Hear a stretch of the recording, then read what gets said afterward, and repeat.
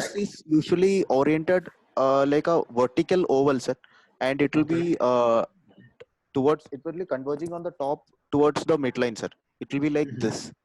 Usually, in Okay. this case, it is flat and oriented horizontally like this, sir. Mm. Can you show the next picture?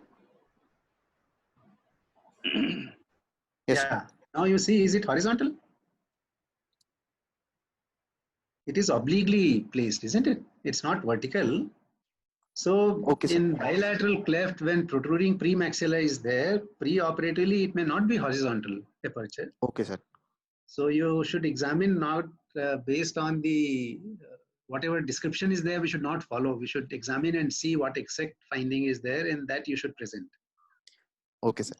So when protruding premaxilla is there, then definitely it cannot be horizontal. Post-operatively, it can become horizontal if it is not taken care of. Rhinoplasty has not been done, and it will become horizontal, but not pre-operative. Okay. Okay, sir. Okay, sir. Okay. Okay. Just start the examination again of the nose. Lip you have already told. Okay, sir. So the nose is flat and flared with absent nasal floor, sir. And Okay. the nasal tip is broad, flat, and depressed. The columella appears short. The medial crura are short and widely separated at the tip. The lateral crura are flat and elongated. How can you show me where is the medial crura? And you said at the tip it is widely separated. Medial Sir, crura. the left side medial crura goes like this, sir. And on the right Okay. side, it's like this, sir. That is And dome of the lower lateral cartilage. It is not the crura. Crura comes in the columella and go down. Okay. So okay, sir. widely separated dome of the, you can see the domes, you can see two reflections, light reflections of Yes, the sir. domes, Yes, isn't sir. it? But Yes, you sir. cannot see crura in this. So you Okay, can sir. say widely separated dome of the lower lateral cartilages, Okay, sir.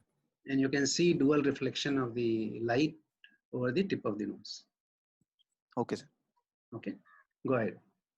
And the lower lateral alar cartilage is flat and elongated, and the alar base is displaced laterally and inferiorly. Where do you see the lower lateral cartilage, lateral crura flattened and Sir, it goes like this, sir. but you cannot say that lower lateral cartilage about in examination you can't see the crura.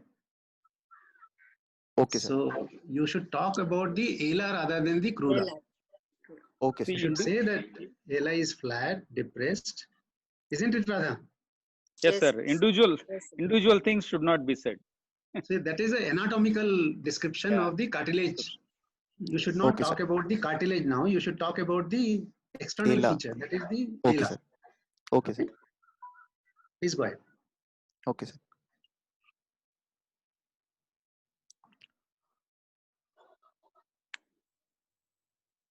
Coming to the examination of the alveolus, No, you there told is me this. about the nose. Nose is still Oh, left. See, when you examine the nose, I will prefer that you examine from columella, then you go to the tip, then you go to the soft triangle, then go to the alar, then go to the alar base, then you go to the alar facial angle, then you come to the okay, sir. nostril floor and nostril sill and other things you talk about. So there will Okay, be sir. continuity in your examination. Okay, sir. Can you do that? Yes, sir. Coming to the examination of the nose, the columella appears short, and the It is nasal short, tip. not appears. It is short. You should measure Okay, how sir. much length is there in physical patient. You Okay, can sir. measure the length. Okay. Okay. And the dome of the nose is widely separated, and the nasal tip appears broad, depressed, and flat. Okay, good. Coming to the soft triangle, there is hooding of skin on the left-sided soft triangle, and the ala is flat, depressed, and is elongated, and the alar Yes. base is displaced laterally and inferiorly, and there is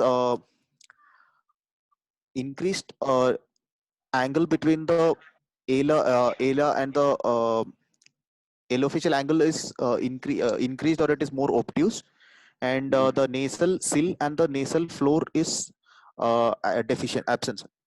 Okay, good.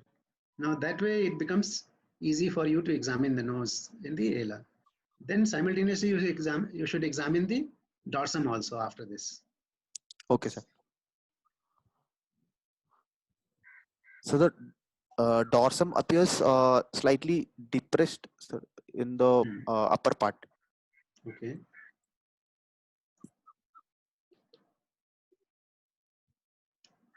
Is there any deviation? So deviation no, sir. I could not find any deviation as such, sir. Only the lower part is along with that prolabium is deviated towards the right side, sir. Otherwise, nose, I'm not finding any deviation as such, sir. So you should examine, you should put your scale in the midline and see if it looks deviated, especially if you have got unequal bilateral cleft, then there will be deviation of the tip. Especially in Okay, sir. unilateral cleft, you will have deviation of the nose if you remember. Okay. Go ahead. After this, what to examine? Sir, alveolus, sir. Okay. Coming to examination of alveolus, there Can you is examine discontinuity. the intranasal examination is to be done? I know you have got only the pictures, but after this, we should examine the inside of the nose Okay, sir. to For show, septal to see the deviation. septum. Yes. Septum Okay, sir. and webbing of the ala. Okay, sir. That should be examined. After this, what is to be done? You have done the examination of the lip, you have done the examination of the tip of the nose, then dorsum, then you have got the intranasal examination. After this, before alveolus, anything else to be examined? Sir, maxilla. No, buccal sulcus. Okay, sir.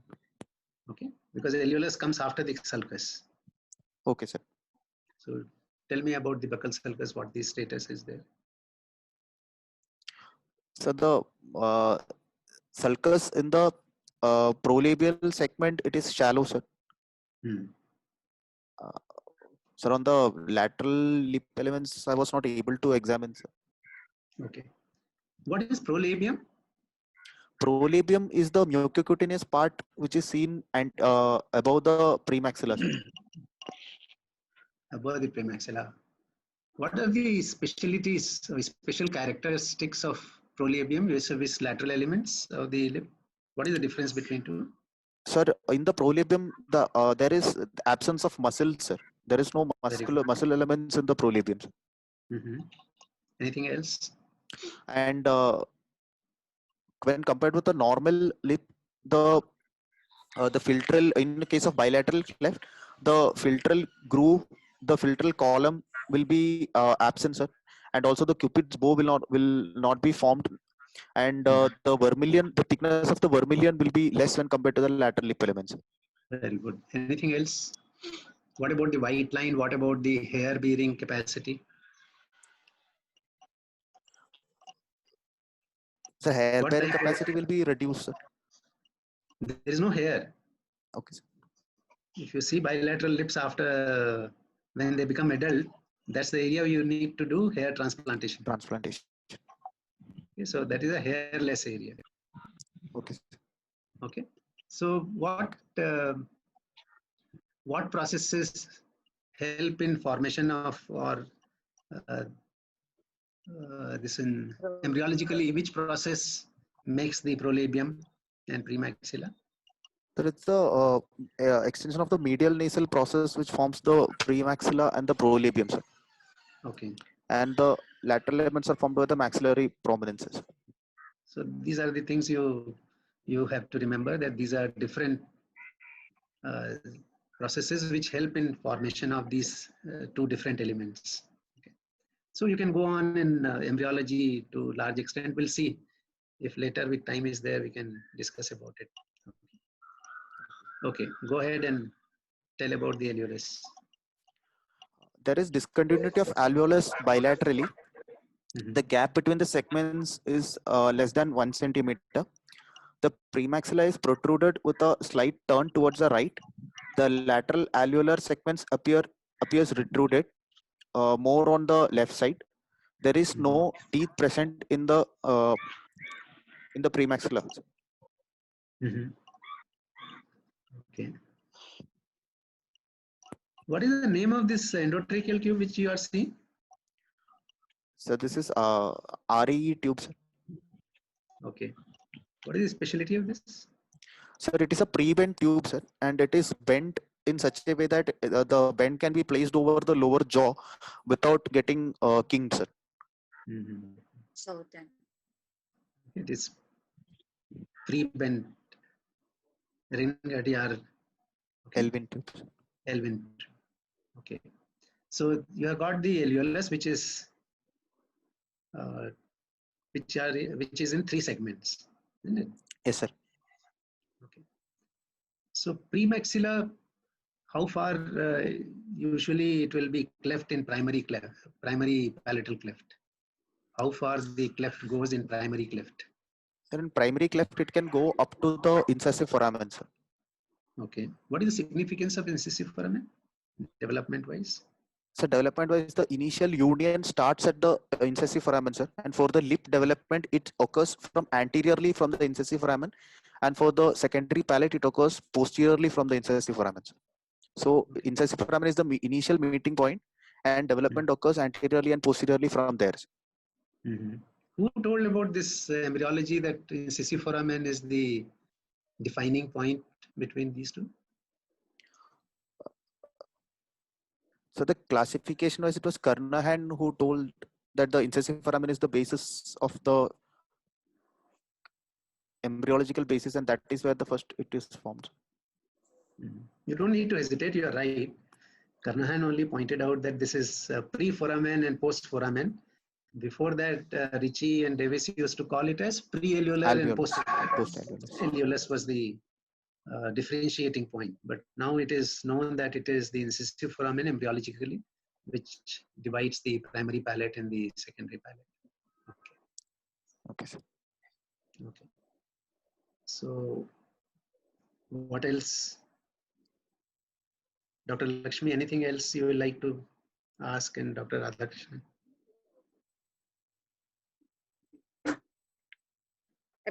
apart from premaxilla, what will you look for lateral segments? Sir, lateral segments on examination, we have to see whether the lateral segments are collapsed and it is preventing the posterior movement of the premaxilla. That whether there is adequate space for the premaxilla to go in between the two lateral maxillary segments. Can you see teeth on the premaxilla? No, ma'am. How many you can see, if at all they are there? What is premaxilla? Which part of it?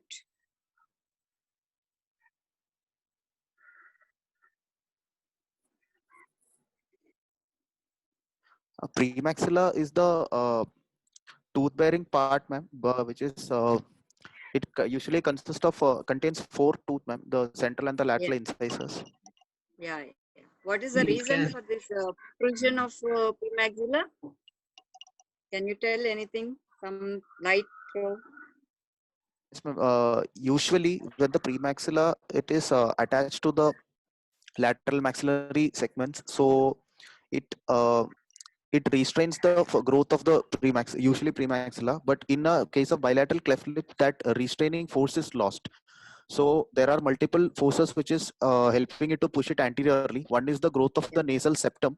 The nasal septum is attached to the premaxilla by the septopremaxillary ligament. So when the nasal septum grows, the premaxilla grows and moves anteriorly. Second is the push of the tongue by the baby. So all this protrudes the premaxilla, and along with that, there is bone deposition at the vomer premaxilla suture. Bone deposition in front of the vomer and premaxilla suture. Yes.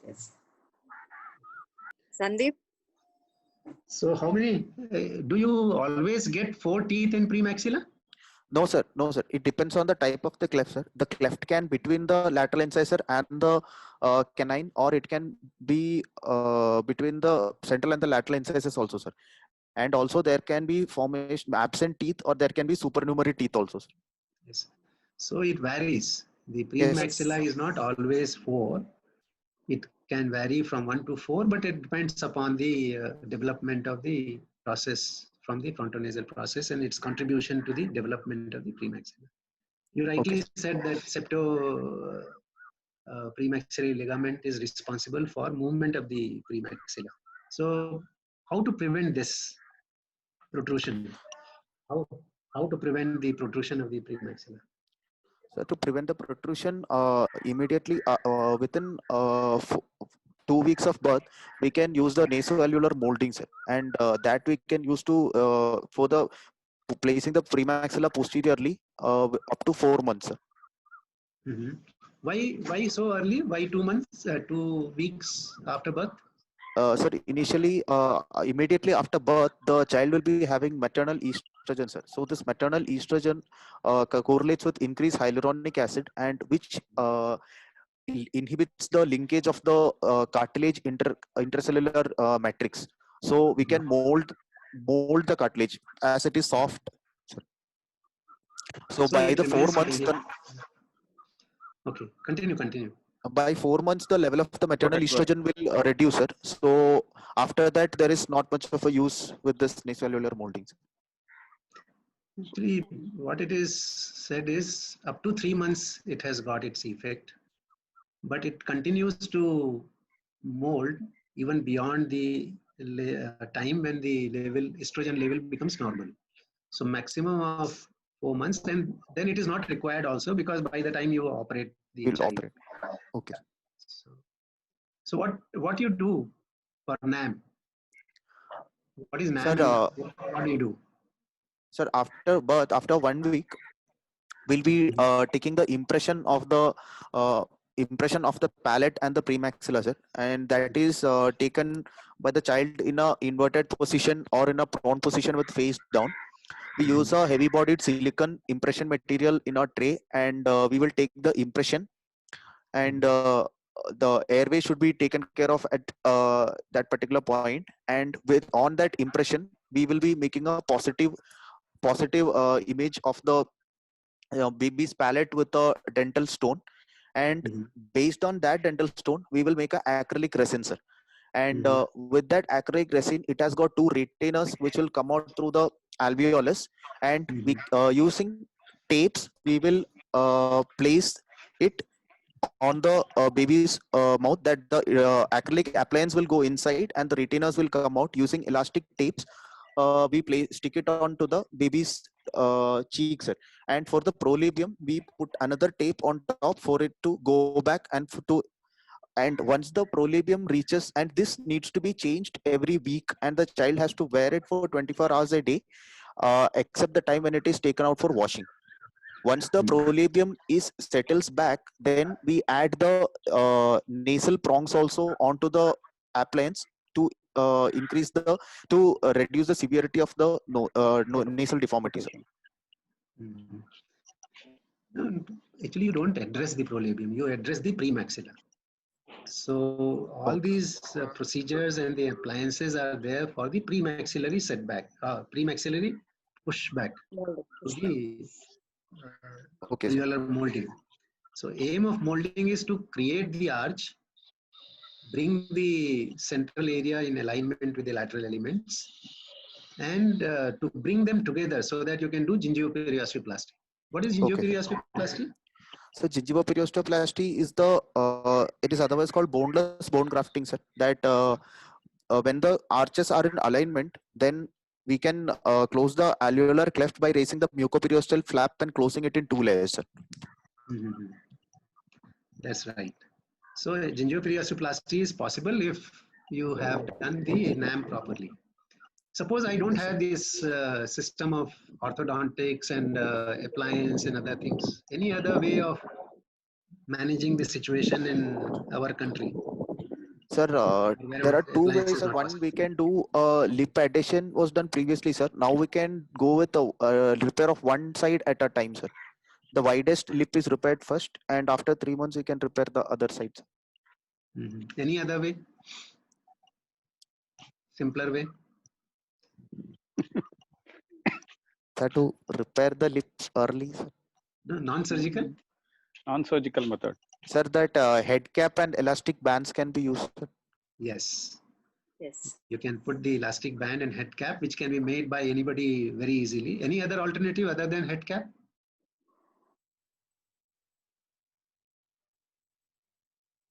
Can you use simple paper tapes? Yes, sir, but the problem is the lateral segments will also be depressed more, sir. No, We are, because the tape will be pressing only the premaxilla and it will be fixed with the cheek on two sides. okay, sir. So that is possible. That is the recommended method now in COVID era. You are not supposed to do NAM because it causes aerosolization when you do the micromotor work, and intraoral impression is quite risky. So now the Okay, sir. recommendation in COVID era is using simple tape over the premaxilla to push it back. And second thing, for nasal thing, you can use the hooks, Dynaplast hook. You Okay, can sir. put over the ala and fix it with the forehead. So these are the recommended procedure of alternative to NAM. Can you tell me the types of NAM? You are told the procedure of impression and other things. Any names you Yes, sir. know of two types of NAM? Sir, Grayson's device is there, sir. Yes. Active and passive is there, sir. No, active is basically Latham device. They are not Okay, sir. NAM. They Okay. are pre-operative orthopedics. Okay, sir. That is Grayson's device is active. there. Passive. Passive is? Grayson's device appliance is there, sir. Yes, Grayson is there. Grayson is there. So Figura and Grayson, these are the two techniques. And implants are little different and the procedure of pushback is different. It has got a nasal prong, which are two little differences there. But the principle remains same for NAM in both the techniques. Okay.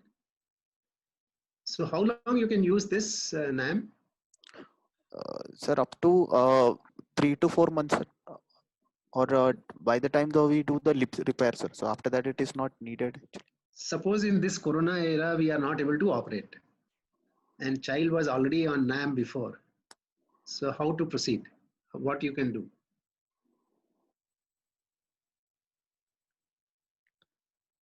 If you don't operate, then NAM will be wasted. If you operate, then there is a risk. So what should be done? Sir, lip adhesion can be done, sir. And No, actually you have to change the mold. You have to take impression again. You have to use the another appliance because the child grows, the maxilla grows. If you okay, keep the same NAM plate inside the mouth, you will restrict the growth of the maxilla. okay, sir. Isn't it? So Okay, you sir. must change it to the larger size and give till you operate. Maybe you can wait for a month, couple of months. Once this situation improves, you can do it. But you have to change the plate and the nasal prong. Okay, sir. Okay, let's go ahead about your examination. Your examination is over? Yes, sir, almost, sir. And the posterior extent of the cleft lies anterior to the incisive papilla, and the secondary palate is intact, sir. Mm-hmm. Coming to diagnosis, it's a bilateral cleft lip and alveolus with protruding and twisted premaxilla, nasal deformity, non-syndromic type. It's a bilateral CLP group 1A, sir. What is group 1A? So group 1A is cleft of the lip and alveolus, sir. Mm-hmm. What classification is this? So this is a Nagpur classification, sir. Nagpur modification of Davis-Ritchie classification, sir. Okay, who popularized this? Who published this? Dr. Sri Balakrishnan, sir. Not Sri, C. C. Balakrishnan, sir. C. Balakrishnan. Yes, C. Balakrishnan. CBK. C. Balakrishnan. Okay. So how it is to be written in C. Balakrishnan's classification if you were to write the code for bilateral cleft lip group 1A? CLP, how it is written? So group 1A right plus left. So right. R plus R L. plus L. Yes, sir. Okay. So your diagnosis is bilateral cleft lip and palate, and Group 1A. There is a question here, when to call a cleft lip as complete or incomplete in regards to incisive foramen. Difference between premaxilla and prolabium. Can you answer this? What Sir, is difference between premaxilla and prolabium? so premaxilla is the bony part, sir, and prolabium is the mucocutaneous part, which lies over the premaxilla, sir. Okay. Now, when to call it as complete or incomplete in regards to incisive foramen? So when for the lip, sir, if the cleft is extending to the till the nasal floor, then it's called a complete cleft, sir, for the lip. Mm-hmm. So in this, what is the situation in this case? Sir, in this the nasal floor is also involved, sir. Yes. So that's why it is complete Complete. cleft lip and going to the alveolus. Yes, sir. So when alveolus, up to alveolus, it is affected, there is no question of incomplete or complete. But the question is, when up to incisive foramen there is an involvement, but there is no completion, it's only a groove kind of thing is there in the alveolus and behind, then what it will be called? Will it be called as incomplete cleft of the group 1A, or it will be called something different? Sir, can you repeat the question, sir? Complete. See, there is no complete gap. You have got the groove kind of thing up to the incisive foramen in the palate, anterior palate and the alveolus. Okay, sir. So it will not be called as incomplete cleft, it will be called as subsurface cleft. Okay, sir. Okay. So in group 1A, you can have subsurface of the alveolar area and the postalveolar area. Okay, sir. Okay. When you will call it as partial cleft of the lip? Incomplete. So it is when the cleft is not extending up to the nasal floor, then it is incomplete cleft. Incomplete cleft. And what is microform? Microform cleft, sir, it is, sir, when there is a notching, it is a triad, sir, when there is notching of the vermilion, and there is a band extending from the vermilion to the through the filter over the through the filtral column, and there is nasal deformity, sir. So the notching usually it will be less than 3 millimeters, sir, in microform cleft. In microform cleft, all the elements of lip are united except for a small notch in the vermilion or white line deformity, or there is a groove in the lower part of lip. Otherwise, rest of them are normal. And it has been seen that though the microform cleft is very small cleft, still the nasal deformity is possible like any other cleft. Maybe it is mild, but it can occur. What is Simnard band? Simonard's band, sir, it is a tissue bridge which is connecting the medial and the lateral elements, sir. It can be between the two lip elements, or it can be between the lip and the alveolus. Mm-hmm. So the presence, its presence can reduce the deformities. Sir. Okay. So what it contains? Only skin, or only mucosa, or both, or muscle? What it contains? Sir, it contains skin, fibrous tissue, and the mucosa, sir. And the fibrous tissue contains arterioles and neural elements, sir. And in very few cases, some muscle elements may also be found, sir. Yeah. So in this type of patient, suppose you have got a bridge in the nasal floor. Sir. How to say it is Simnard band or it is the partial cleft, or how to differentiate between two? Sir, if the cleft is extending proximally to the Simonard's band, then proximal to the bridge, then it will be a cleft with the Simonard's band, sir. Incomplete cleft, the nasal floor will be intact. Very good. Very good. If there is a cleft in front and behind the band, then it is Simnard band. So if you have got cleft behind the band, it is Simnard band. Otherwise, it is not Simnard band. It will be called as that will occur only if it is a complete cleft. Then only Simnard band will be there. It won't be in cases of the incomplete cleft, because there is a question here, Simnard band, and its importance in relation to complete and incomplete cleft. Another thing is, what's the difference between unilateral complete cleft lip and cleft of primary palate? Can you answer this? So the cleft of primary palate means the primary palate is the structures anterior to the incisive foramen. It contains part of the hard palate, alveolus, and the lip. Yes. So it is more than the cleft of the lip. Cleft of the primary palate is little more than the complete cleft lip. So it will involve the alveolus as well as the anterior part of the palate or the primary palate in front of the incisive. Absolutely right. You are too well prepared, Anup. Okay. Done. I think we have to thank Dr. Lakshmi also, because I think she was a mentor. She was mentoring him. Yeah.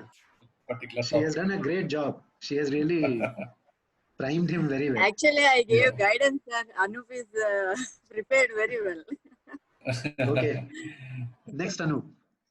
Let's go to the next one after Sir, diagnosis. coming to the treatment plan, sir. Okay. Sir, first I'll do the counseling of the parents, sir. Hmm. Then I'll rule out other congenital anomalies by assessing with a pediatrician, sir. And I'll go with the pre-op investigations for the surgical and anesthesia fitness. Okay, counseling of parents. Sir. What you will counsel? Sir, if the patient is coming to me for the first time, then I'll counsel about the etiology of the cleft, and the feeding advice is already given, sir. Then I'll tell the patients about the treatment plan, sir. Mm-hmm. Anything else other than treatment plan? Then sir, one more thing is I will also tell them regarding the presence of the chance of occurrence of the cleft in the subsequent children. Very good. Yes. So family counseling, genetic counseling, as well as treatment counseling. All three are important. And second, another part is the psychological counseling. So you have to take care of all the four elements of the quality of life and quality of care. Okay. Now, why you want to do 2D echo and ultrasound abdomen in child? No, sir. If the pediatrician is finding out some anomalies with the heart, then if they are suggesting, then for the completion sake only I have typed in the slides. Mm-hmm. You should not do. These are Sir. not important examination, because that will increase the burden of care. If Sir. we do ultrasound abdomen and 2D echo, unless there is a clinical finding which points out towards any anomaly, or there is a doubt, if there is a murmur or doubtful murmur, or there is a lump or something like that, then we should go ahead. Otherwise, this increases the burden of care. Okay, sir. What are the pre-op investigations you will do? You said for surgery and anesthesia fitness? Sir, usually the hemoglobin will be done, sir. Then bleeding time, clotting time to rule out any coagulation disorders are done, sir. Then urine routine is done, sir. Then these are the investigations done, sir. And then the anesthesia, people will look for the airway and if there are any active infections present, sir. That's all. Okay. And if you want to do during corona time, you should do the corona test. Okay. Corona for the mother as well as corona for the COVID for the mother as well as for the child, if you want to do now. Otherwise, it is not essential. What about the viral markers? Sir, for a child of 3 months, even if you want to do, we'll be doing the viral markers of the mother, sir, not the child. It is not essential to do viral marker, but it depends on the protocol of the institute and the hospital and the team, how they want to go ahead. Because I know certain centers, they do viral marker even for a 3-month child, but it is not essential. It depends on the protocol of the hospital. Okay, sir. Okay. So what about the throat swab culture?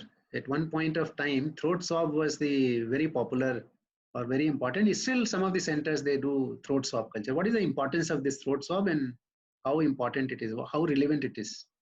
So the throat swab culture used to check for gram-positive infections like streptococci and staphylococci, sir. So the presence of organisms on the throat swab culture was considered as contraindication or high risk for palate repair, sir. Mm-hmm. So the chances the of problem with the wound palate infection repair? and adhesion. What was the problem with the palate repair?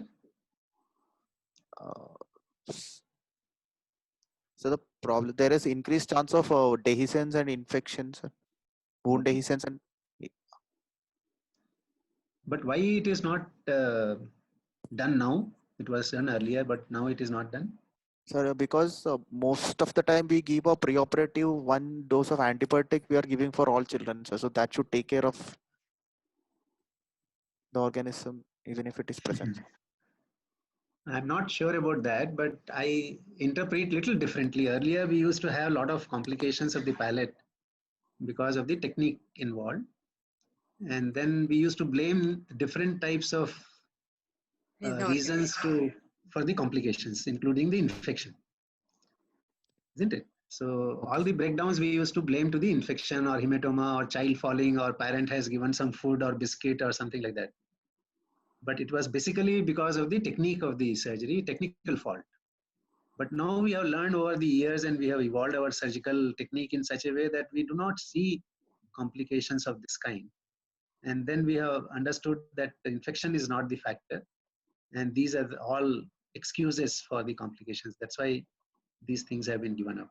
And there are evidences, there are publications that throat swab culture, even if it is positive, it does not cause any wound dehiscence or increase in the complication rate. Okay, sir. Is it okay? Okay, sir. Okay. There are multiple publications after this.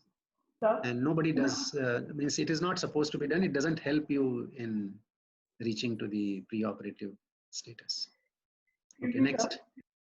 Anything? Excuse me, sir. So the same, we Yes. have the time limit of 40 minutes. The same issue will happen. You just have to log back in with the same ID. Okay, okay. Okay, Ankita. Yes, please. So the problems to be addressed in a normal case of a bilateral cleft lip, there will be a protruding premaxilla and the retrusion of the lateral alveolar segment. For that, we can do nasoalveolar molding, but in this child, it's already 6 months, so there won't be much benefit with that.